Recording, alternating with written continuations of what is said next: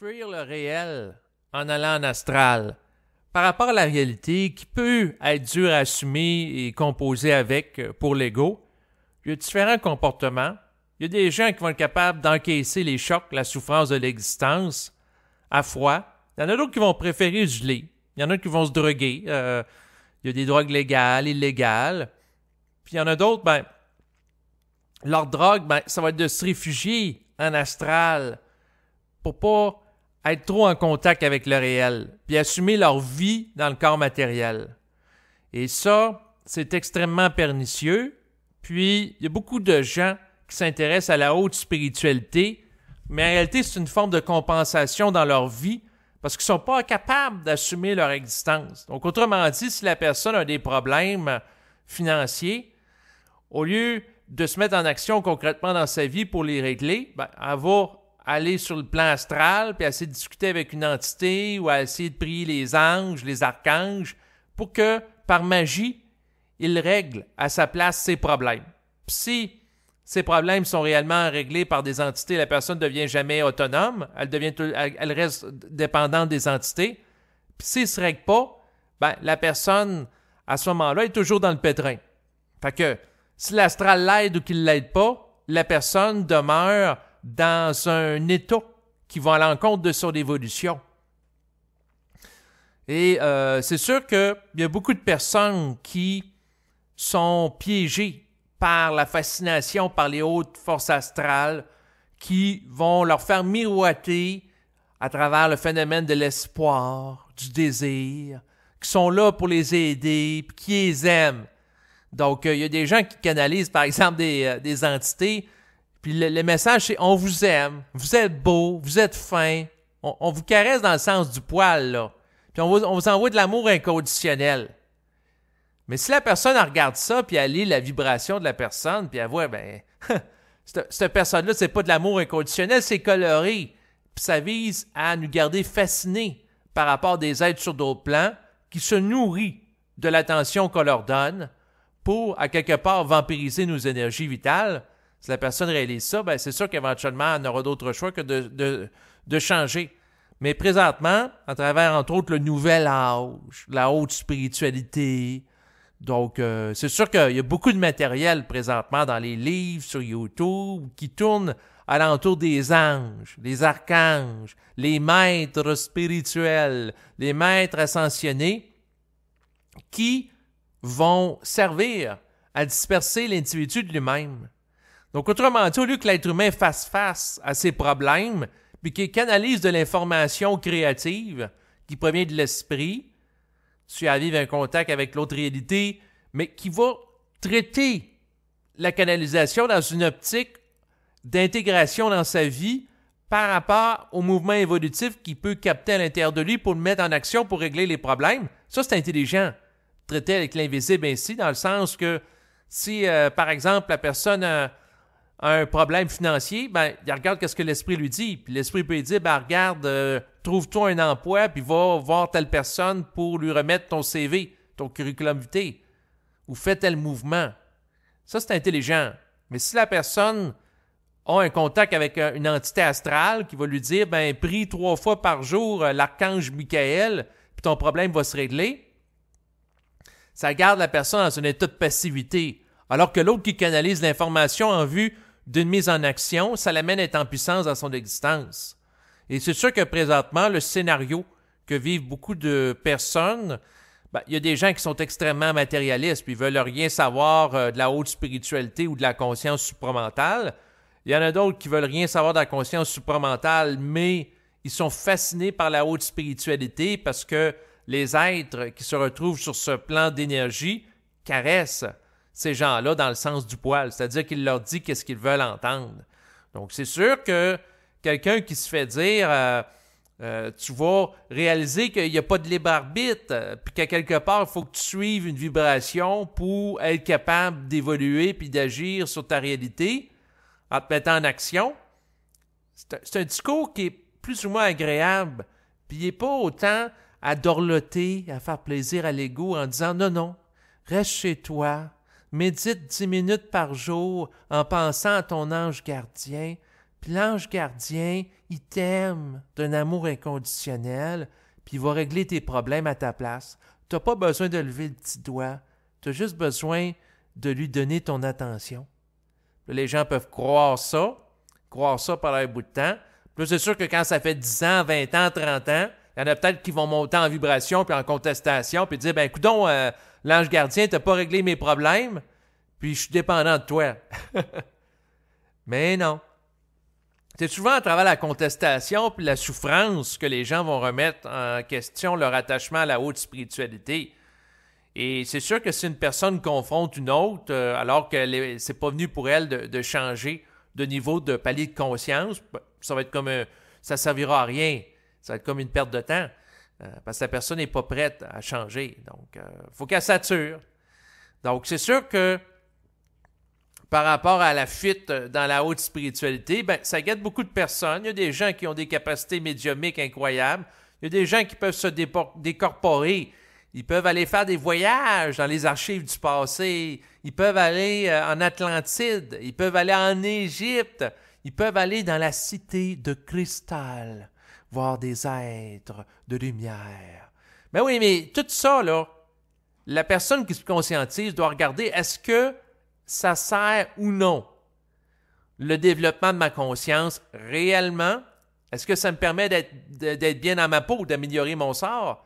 Ou c'est tout simplement des belles formes sans consistance qui créent un attrait énergétique qui fascine? Mais c'est sûr que c'est une personne qui a un esprit critique très développé, puis qui a passé par un état de fascination au niveau astral, rencontre une autre qui est fascinée par ça, mais qui n'est pas prête à changer, ben, ça ne sert à rien qu'elle lui dise qu'à quelque part, elle se fait gruger inutilement sur l'énergie vitale en passant son temps à faire de la méditation puis voyager dans d'autres niveaux de réalité ou qu'elle va être absorbée par des êtres qui vont la rendre dans un état de fascination puis la maintenir là-dedans pour siphonner ses énergies vitales. Parce que l'autre ne sera pas réceptive. Mais c'est quand que la personne elle souffre. Tu sais, la personne qui, par exemple, elle a des problèmes financiers, problèmes de couple, parce qu'elle passe trop de temps en décorporation avec des entités astrales, ah ben là, tranquillement, elle va réaliser qu'il y a quelque chose qui ne tourne pas rond. Parce qu'à quelque part, elle va vivre un déséquilibre. Donc, quelqu'un qui passe ses journées à discuter avec les maîtres ascensionnés puis faire des voyages dans des cités sous-marines ou à visiter des archives se rapportant à l'Atlantide, quelqu'un qui passe son temps là-dedans, puis que la personne a des problèmes financiers, problèmes d'alimentation, problèmes de couple, ben, c'est parce qu'à quelque part, elle fait une réalité qui est plate. C'est comme quelqu'un qui va se droguer, qui va prendre de la cocaïne. Donc, sa vie, c'est de la merde. Au lieu de rectifier sa vie merdique puis mettre de l'ordre et intégrer l'intelligence de l'esprit, qu'est-ce qu'elle fait? Elle va se réfugier dans des châteaux imaginaires, puis là, elle va visiter le château de cristal, puis que c'est beau. Puis là, la personne peut dire « Ouais, mais ça te sert à quoi? » « Ah ben, c'est beau, là. Laisse-moi tranquille là, sur l'utilité, c'est beau, je trippe. » Ouais, mais est-ce que ça sert ton évolution? Ah non, laisse faire l'évolution tranquille, c'est beau, je trippe. La personne est englobée et est passionnée par ça, puis il faut qu'on en parle de l'Atlantide, des secrets liés aux sortes... par exemple, de magie qui pouvait être utilisée lors de cette époque, et ainsi de suite. Puis la personne, elle en mange, puis c'est beau, puis... OK, mais à quoi ça te sert? Ah, ben, c'est beau, là. Puis là, j'apprends des choses. Ouais, mais quoi? Ah, mais c'est de la lumière. Ben, ouais, mais... la personne peut être confrontée, mais elle ne sera pas capable de faire jaillir dans son propos puis d'assumer le fait qu'à quelque part, elle vit de la fascination puis qu'elle perd son temps. Si c'est le cas, c'est sûr qu'il y a des gens qui peuvent se décorporer puis aller visiter certaines archives. S'ils sont mandatés par l'esprit, c'est pertinent de le faire. Mais il faut qu'ils soient réellement mandatés. C'est un petit peu comme l'alimentation ou la cigarette. Quelqu'un peut fumer la cigarette sur la vibration. On peut tout faire sa vibration. On peut chier sa vibration. On peut même avoir du sexe sur la vibration. Tout peut être possible. Par contre, est-ce que c'est réel? La personne doit être honnête et transparente avec elle-même. Parce que c'est pas parce qu'elle peut être mise en vibration par l'esprit une fois dans sa vie pour avoir du sexe que c'est le cas pour le reste de sa vie à chaque fois qu'elle a du sexe, parce que ça peut être aussi des mouvements d'ego, donc des mouvements astrales. Même chose pour le phénomène de la décorporation. Donc, autrement dit, quelqu'un peut être mis en vibration pour, oui, discuter avec des entités sur d'autres plans, mais si c'est pas réel, puis la personne, elle pense que c'est réel, ou elle croit, j'aime mieux le terme croire, que c'est réel alors que ça ne l'est pas, ben c'est là qu'elle se fait avoir, puis elle s'expose tôt ou tard à des illusions. C'est sûr que quelqu'un peut dire à l'autre, ben regarde, tu perds ton temps à faire des voyages en Atlantide, puis des continents anciens, parce que tu restes associé à des mémoires anciennes, alors que l'esprit en toi veut t'amener à générer du matériel nouveau, créatif, et veut que tu te renouvelles dans ton rapport à la matière, c'est-à-dire que tu fasses évoluer ton alimentation, donc tu raffines ton alimentation, tu t'alimentes mieux, tu as des relations plus harmonieuses avec les gens de ton environnement. Donc, autrement dit, tu ajustes ton ego pour être capable d'interagir intelligemment avec les gens qui t'entourent dans une optique de respect et d'écoute mutuelle, sans marcher sur les pieds des autres et surtout, sans te laisser marcher sur les pieds par personne. Puis ensuite, l'esprit peut mettre en vibration la personne pour faire un ménage chez elle, de son logement, sa chambre, se dépouiller de tous les éléments qui sont inutiles. Mais si la personne ne veut pas faire ce travail-là, alors que, objectivement parlant, puis vibratoirement parlant, c'est ce qu'elle a à faire, puis elle a choisi de se réfugier en astral, puis là, de prier le maître ascensionné pour qu'il règle ses problèmes au niveau alimentaire, à sa place ou financier, puis elle reste passive, ben, c'est là que tôt ou tard, elle va vivre le contre-coup de ça, puis à un moment donné, ben, elle va peut-être faire une faillite si elle a des problèmes financiers trop importants, ou si elle a des problèmes de couple trop majeurs, ben, son conjoint va la quitter. Ou si des problèmes de santé trop importants, ben, on va faire de l'hypertension ou elle va développer des problèmes de cholestérol qui vont faire en sorte que tôt ou tard, elle n'aura d'autre choix que de changer l'alimentation. Parce qu'en réalité, l'intégration de la conscience réelle, supramentale, passe par la matière. Et toute fuite dans l'imaginaire, l'astral, l'occulte, tout ça, c'est un détournement de l'être humain par des forces qui n'ont rien à voir avec les intérêts réels de l'être humain. Autrement dit, c'est des forces qui cherchent à manipuler l'être humain pour le détourner de son devenir réel qui est d'être un être de lumière qui aura intégré l'intelligence de l'esprit. Autrement dit, il y a des forces astrales qui cherchent à détourner l'être humain de la propre lumière qu'il porte à l'intérieur de lui. Pourquoi? Ben, pour qu'il reste fasciné et qu'il ne monte jamais en puissance. Parce que ces forces savent très bien que le jour où l'être humain développera son propre potentiel, ben, éventuellement, lorsque cela arrivera, l'être humain ne sera plus docile, ne sera plus soumis à des forces qui cherchent à l'influencer au niveau astral et il aura la possibilité d'avoir une volonté tellement forte qu'il pourra diriger les êtres se trouvant sur le plan astral en vue qu'éventuellement ils évoluent à leur tour et qu'ils s'ajustent à la vibration de l'esprit. Donc, autrement dit, il y a une réforme totale du plan astral liée à la montée en puissance énergétique d'individus sur Terre qui vont s'éveiller et qui vont reconfigurer l'éther de la Terre en vue d'en faire une administration volontairement consciente. Et ça va donner place au gouvernement supramental qui va être en deux volets. C'est-à-dire qu'il va y avoir des êtres qui vont se retrouver sur les plans subtils, qui vont en faire l'administration. Puis simultanément, il va y avoir d'autres êtres sur le plan physique qui vont administrer la matière et ceux qui administrent la matière vont avoir une communication télépathique avec ceux sur des plans subtils pour qu'il y ait une harmonisation globale de la vie sur la Terre, autant sur le plan matériel et autant sur le plan des réalités parallèles qui s'y rapportent, c'est-à-dire plan astral et plan supramental, et les êtres qui se retrouvent dans la couche énergétique qui fait le contour de la Terre. Mais sortir de l'astral puis de la fascination pour l'imaginaire, c'est pas évident. Moi-même, la personne qui vous parle, là, j'ai été longtemps fasciné par l'astral. D'ailleurs, c'est ce qui m'a amené d'une manière transitoire à m'intéresser à la conscience supramentale, parce que je m'intéressais dans le passé, là, je le parle un peu en termes de jeu, au maître ascensionné, puis je lisais des livres de canalisation, mais je me sentais pas totalement rempli intérieurement en lisant ça. Donc, il y avait quelque chose qui manquait. C'est ce qui me gardait en état de recherche. Là, quand j'ai réalisé qu'à quelque part, il faut arrêter d'être fasciné, puis fuir la réalité, puis chercher à compenser une vie plate, en allant écouter des vidéos sur YouTube ou en lisant des livres que des gens qui nous font miroiter, qui savent des choses, puis c'est beau, puis des belles couleurs pastel. Ça, c'est un autre aspect. Il y a beaucoup d'individus en affiliation psychique avec les plans astraux qui vont véhiculer des couleurs très vives, qui sont en état de résonance harmonique avec des êtres de haute spiritualité sur les plans astraux. Alors que la vibration de l'esprit, elle est blanche, c'est-à-dire une vibration qui englobe toutes les couleurs en potentialité, mais qui est au-delà de ça. Autrement dit, c'est une vibration au-delà des formes, puis des polarités, comme le bleu, c'est une couleur polarisée, le rouge, c'est une couleur polarisée, le jaune. Alors que l'esprit, là, ça a le potentiel de tout, parce que c'est au-delà de la forme. L'esprit, c'est un peu comme un caméléon, dans le sens qu'il va s'ajuster, il va s'adapter, un peu comme de l'eau.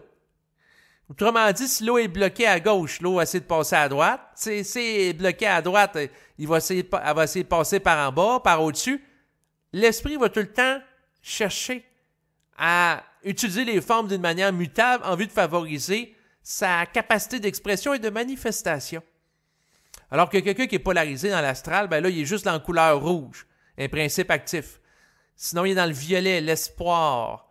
Sinon, il est dans le bleu, la communication. Sinon, vert, l'énergie de guérison. Donc, chaque couleur peut avoir certaines fonctions qui ont été polarisées et magnétisées, historiquement parlant, en lien avec des êtres sur les plans astraux. Mais l'être humain qui touche à l'esprit est au-delà de ça.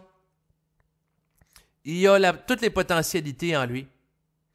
Mais c'est sûr qu'arrêter de vouloir compenser puis prendre sa vie en main, ça demande de l'effort.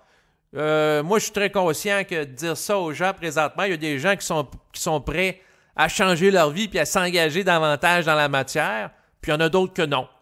Ils sont bien à prier les anges, les extraterrestres, les maîtres ascensionnés. C'est correct. Chaque chose en son temps. Il y en a qui sont bien à passer leur temps à faire des voyages en Atlantide, mais c'est lorsque la personne vit un état de ras-le-bol, de saturation, de fascination astrale, que son taux vibratoire va changer, puis elle va s'allumer intérieurement, puis elle va contester tout ce qui l'empêche d'être bien dans sa peau, dans le ici et maintenant, dans son corps physique. Mais il faut attendre un point de saturation. Il y a peut-être des gens qui vont écouter ça, vont dire « Ah ben là, non, moi j'aime mieux les anges, je vais arrêter tout de suite d'écouter ces enregistrements-là. Je vais retourner écouter une belle canalisation angélique qui va me dire que je suis beau, je suis fin, qui va dorloter. » Ben non, il y en a d'autres qui vont dire « Ouais, là c'est le temps que ma vie change, là, ça fait 20 ans que j'écoute des canalisations angéliques, là, je tourne en rond, il y a une stagnation évolutive, il faut que je me mette en action dans ma vie. » Donc, ça dépend des gens. Moi, c'est sûr que j'ai été confronté sur plusieurs plans pour être plus en action dans la matière. Donc, autrement dit, j'ai passé une bonne partie de ma vie à lire des livres sur les anges, la canalisation de haute entité, et ainsi de suite. Puis à un moment donné, je me suis dit, je suis pas tellement en forme physiquement, il faut que je m'entraîne, il faut que je prenne soin de mon corps. Il a fallu que j'aille consulter une chiropraticienne. Je vais la voir une fois de temps en temps pour améliorer ma posture du dos, pour que je sois plus dans une intégration, une incarnation de mon être dans la matière. Donc, il a fallu que je fasse des actions dans ma vie pour me sortir de l'inertie associée à la fascination astrale que je vivais jusqu'alors. C'est sûr que j'étais plus fasciné par l'astral à 20 ans qu'à 30 ans ou aujourd'hui, mais il en demeure pas moins que ça a eu beaucoup d'impact sur ma vie. Puis il y en a un petit peu encore à l'intérieur de moi. Je suis quand même transparent avec vous. D'ailleurs, il y a quelques mois, j'avais acheté un livre d'une personne qui disait qu'elle faisait des traitements énergétiques avec une belle couverture, des belles images, puis là, on peut faire des traitements à distance, puis c'est très fascinant, ça fait plaisir à l'ego. On dit à l'ego, tu as juste à lire le livre, puis toi, tu vas pouvoir guérir les gens, t'auto-guérir à volonté. Puis l'ego, c'est facile pour lui d'acheter ce discours-là. Mais, simultanément, l'esprit me disait que non, ce livre-là, tu perds ton temps, ça ne te servira à rien. Mais il fallait que je l'achète. Il fallait que je passe à travers l'expérience. J'ai lu un peu, puis ça me disait non, je tourne la page, non, c'est pas ça. Fait que là, j'ai obligé d'admettre, puis ouais, c'est vrai que c'est pas ça. Puis oui, ça me sert à rien. C'est juste des belles images, avec des belles couleurs vives, pour caresser mon ego, puis lui faire miroiter que t'as juste à lire le livre, puis tu vas avoir des capacités. Il y a le désir de pouvoir. Ouais. Je me suis fait astraliser dans le désir de pouvoir. Il y a beaucoup de gens qui c'est ça, hein. C'est le désir d'être en puissance sans avoir à faire d'efforts. C'est comme si tu pouvais devenir du jour au lendemain musclé, avec une belle forme physique, belle posture dorsale, sans t'impliquer dans la matière pour t'entraîner physiquement et être capable par la suite d'avoir une bonne forme. Donc, c'est sûr que lorsque la volonté agira la matière, ça sera quelque chose d'autre. Mais pour l'instant, d'ailleurs, si la plupart des êtres humains sur la Terre ne sont pas capables de shaper, de modifier la masse musculaire de leur corps avec strictement leur volonté, ils doivent passer par l'entraînement physique. Donc, il faut être capable d'assumer le réel. C'est sûr que ça peut être plate de dire « il faut que je me lève le matin, il faut que j'aille m'entraîner », mais si la personne a mise en vibration pour faire ça, plutôt que de prier les anges de devenir musclé, il faut qu'elle agisse. Donc, autrement dit, il y a une implication à faire dans la matière. Puis ça revient aussi en lien avec le processus de déspiritualisation. Mais il faut que la personne passe par des événements. Quelqu'un peut rencontrer une autre personne qui est fascinée par l'astral, puis elle en mange, puis la personne, dans le fond, si elle n'est pas prête à changer, quand même l'autre lui parlerait pendant 20 ans de la conscience supramentale, puis l'amènerait à écouter des enregistrements en relation avec ça, il n'y aura pas d'intégration de la part de la personne qui est trop occupée, qui est trop englobée à manger le discours de l'astral, parce que chaque chose en son temps. Donc, autrement dit, une personne ne peut pas amener une autre à s'éveiller. Et ça, c'est une grave illusion de croire, par exemple, qu'on peut favoriser l'éveil d'une personne en l'informant au niveau de la forme. Non. Ça passe pas comme ça. Donc, c'est sûr que en réalité, moi-même, j'ai réalisé les limites un peu de ma démarche. J'ai fait plein de vidéos. Puis je suis conscient qu'il y en a beaucoup que je vais dénoncer la fascination de la forme ou être libre de la forme. Mais en réalité, tant que la personne n'est pas confrontée à quelque chose qui l'amène à perdre pour être libre de la forme, ça demeure théorique. Donc, autrement dit, tant que la personne ne perd pas sa maison ou son auto, ou les deux en même temps, ou d'autres choses, de composer intelligemment avec la perte dans le concret, elle ne le vit pas. Donc, autrement dit, de parler, ça peut aider à accompagner quelqu'un qui vit quelque chose. Ça peut faire générer une vibration. Mais le changement ultime passe par l'expérimental tant et aussi longtemps que la personne n'aura pas totalement intégré la fusion avec l'esprit et elle ne sera pas totalement dotée de la science infuse. Mais d'ici là, l'expérimental va nous servir encore longtemps. C'est la même chose par rapport à d'autres aspects. Tant que la personne ne sera pas totalement fusionnée, elle ne pourra pas avoir le corps fait en fonction de sa volonté. Donc, autrement dit, la personne, il va falloir qu'elle s'entraîne physiquement ou si elle a des problèmes de dos, consulter un ou une chiropraticienne ou d'autres spécialistes qui existent en la matière. Donc, autrement dit, elle va devoir s'engager dans une action pour ajuster sa vie en fonction de l'intelligence qu'elle peut capter pour être bien dans sa peau. Donc, faire ce qu'elle a à faire pour que sa vie soit agréable, tout simplement. Mais la sortie de l'astral puis la fascination, ça va venir en temps et lieu. Là, on est dans une époque que les écrans de téléviseurs augmentent. On a des écrans plats, ils sont de plus en plus gros, de plus en plus définis. On est rendu avec la TV 4K, puis là, la résolution est de plus en plus grande. Puis là, on devient de plus en plus absorbé simultanément par l'écran mental, par les belles couleurs vives de l'astral, de la forme, puis ça augmente. C'est sûr que il y a des gens qui peuvent se poser la question, pourquoi qu'on nous donne de plus en plus des formes sophistiquées? Parce que dans l'évolution, on se raffine. Mais en même temps, ce qu'il faut comprendre, c'est que, simultanément, si l'esprit descend à l'époque actuelle et que l'astral ne veut surtout pas que l'être humain intègre l'esprit, ben qu'est-ce qu'il va faire? Il va le bombarder de formes. Puis de plus en plus de formes, puis ça va de plus en plus vite, là. Donc, on a de plus en plus accès à des vidéos sur Internet, de plus en plus d'informations, de plus en plus de nouvelles. Puis tant que la personne est fascinée par tout ce brouhaha à l'extérieur d'elle, avec les gros écrans, ben, elle n'écoute pas l'intériorité. Et l'astral joue très bien à ce moment-là son rôle qui est de camoufler la présence de l'esprit. Puis plus que l'esprit pousse à l'intérieur de l'individu pour qu'il s'éveille, puis qu'il arrête d'être addict à la télévision comme une drogue ou à Internet, puis plus que l'astral simultanément en réaction va donner des nananes. Un peu comme un service de rétention téléphonique. Si la personne veut partir sous l'impulsion d'un compétiteur, qu'est-ce qu'il fait?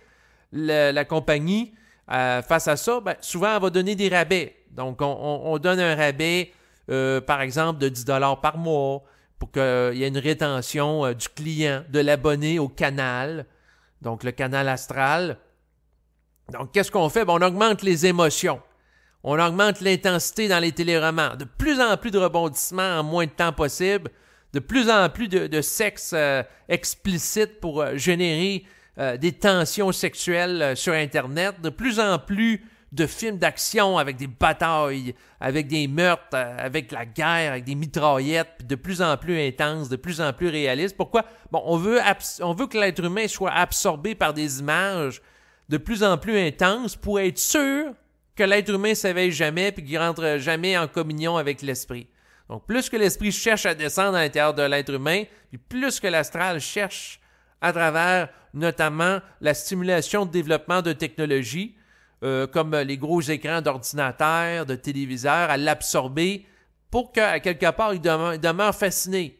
Là, s'il y a une force qui descend pour qu'il arrête d'être fasciné, bon, on augmente l'intensité simultanément d'éléments de fascination.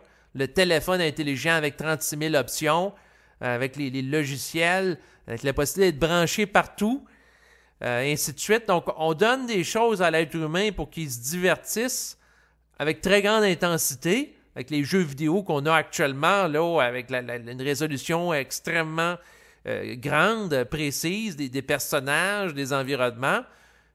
Puis ça tend à l'absorption, dans le sens que à un moment donné, les jeux vidéo vont être tellement similaires à la réalité qu'un être humain va avoir de la difficulté à faire la distinction entre la réalité et l'environnement virtuel du jeu vidéo. On se dirige vers ça. Pourquoi? Ben, c'est le principe d'englobement de l'astral qui est reproduit dans la matière. Donc, sur le plan astral, qu'est-ce qui se passe? Ben, c'est des mémoires anciennes qui servent, entre autres, à simuler des réalités, comme celle de l'Atlantide. Puis là, plus que c'est réaliste, puis plus que les gens mordent à l'hameçon, bien plus qu'ils donnent du temps d'antenne à l'astral. Donc, autrement dit, donnent de leur énergie. Parce que l'astral se nourrit de l'énergie vitale qui est générée par l'être humain sous la fascination de ces êtres-là. Donc, c'est un principe d'absorption. Pourquoi que l'astral cherche à absorber l'énergie de l'être humain? C'est parce que l'astral n'est pas capable de générer la lumière, puis les êtres sur ces plans ne sont pas branchés de leur source par un mouvement d'orgueil qui, historiquement, les a coupés de leur source. Ben, qu'est-ce qu'ils font? Ben, ils cherchent à détourner l'énergie vitale des êtres humains qui sont branchés momentanément sur leur source durant leur incarnation pour s'abreuver de ces énergies, se sentir dynamisés. Puis en contrepartie, ben, qu'est-ce qu'il offre à l'être humain? Du pain et des jeux. Puis des jeux de plus en plus sophistiqués. Donc, voilà l'époque actuelle. Et c'est sûr que lorsque les gens auront saturé de regarder des films de violence, là, c'est des gros écrans de télévision, des drames là, romantiques avec des ruptures amoureuses intenses, des pleurs, des cris, tant que l'être humain aura saturé du bruit astral puis de l'intensité des formes, ben à ce moment-là, il n'y aura d'autre choix que de se retourner vers l'esprit, tout simplement. Donc voilà l'essence du propos. C'est juste une question de temps. Tôt ou tard, l'être humain va saturer. Par quoi? Parce que l'astral, c'est lié à des mémoires anciennes, puis il n'y a pas de nourriture réelle derrière ça. Puis plus la personne va monter en sensibilité, puis plus qu'elle va le capter, va le percevoir. Fait que naturellement, elle va se détourner de tout élément qui cherche à l'hyperstimuler au niveau de la forme pour se nourrir de la vibration qui est derrière, qui provient de l'esprit. Voilà. C'est juste une question de temps et de saturation. Donc, voilà ce qui termine à présent l'enregistrement. Merci de votre écoute.